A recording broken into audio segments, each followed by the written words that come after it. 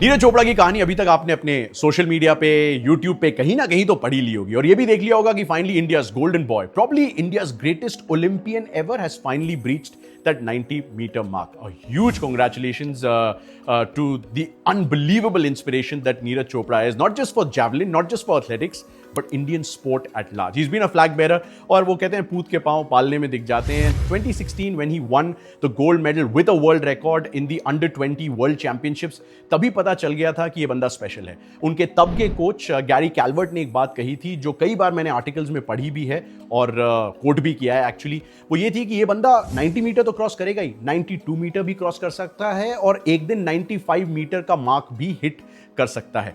अब हकीकत यह भी है कि उस सब के बीच में बहुत कुछ बदला है. नीरज ने इंडियन स्पोर्ट्स का चेहरा बदल दिया और खुद एक चेहरा बन चुके हैं, एक फ्लैग बेरर बन चुके हैं.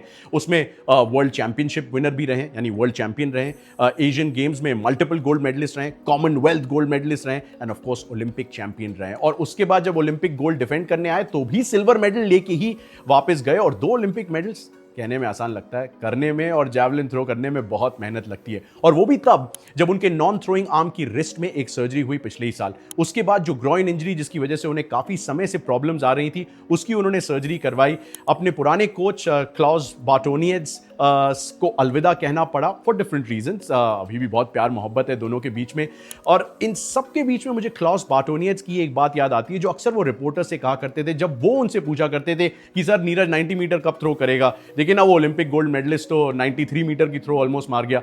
This obsession with numbers is almost very typical for us sports fans. मतलब भारतीय स्पोर्ट्स फैंस का ऑलमोस्ट एक दायित्व होता है कि याद दिलाएं कि माइलस्टोन ये आ रहा है, ये लैंडमार्क आ रहा है, ये नंबर हिट करना है. विराट कोहली ने रिसेंटली अपना रिटायरमेंट अनाउंस किया, बिना 10,000 रन पूरे किए टेस्ट क्रिकेट में, बिना 50-51 शतक लगाए टेस्ट क्रिकेट में, बिना 50 का औसत छुए टेस्ट क्रिकेट में. He said my time is done. He thought it was the right time to leave. And Neeraj Chopra seems to be cut from the same cloth where he knows his process, his work ethic, his discipline and everything he does in order to get India on the world map every single time he gets a top finish or a top 2 finish. That has to be maintained and that is not compromisable. और इसीलिए नीरज का कहना कि ये भार उनका नहीं था, ये भारतीय फैंस का था 90 मीटर हिट करने का, जो अब हट चुका है. लेकिन हकीकत ये भी है कि दोहा की डायमंड लीग वो जीतने आए थे और अगर जूलियन वेबर ने भी 90+ मीटर की थ्रो मार के वो डायमंड लीग जीती है तो नीरज को लगा कि उनका ऑब्जेक्टिव पूरा नहीं हुआ है. मैं थोड़ा सा गणित लगा रहा था कि 90 मीटर्स क्या है. It is basically around 295-296 feet. अगर आप किसी को कहोगे कि यार 296 फीट आप कब छू रहे हो